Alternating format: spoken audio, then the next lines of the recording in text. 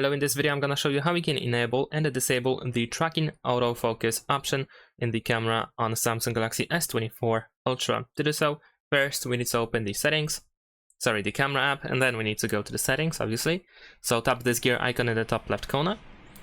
And now here we need to scroll down until we find the tracking autofocus option in the general section, and all you need to do to use the autofocus, the tracking of autofocus, is press this slider on the right side.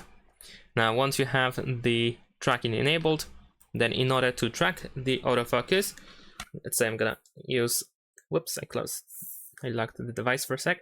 In order to actually track the autofocus, you can simply tap on the screen and you will have this rectangle, this yellow rectangle, or actually square, because I also see the rectangle, but now I mean the square, and this one is suggesting the area that will be actually focused all the time.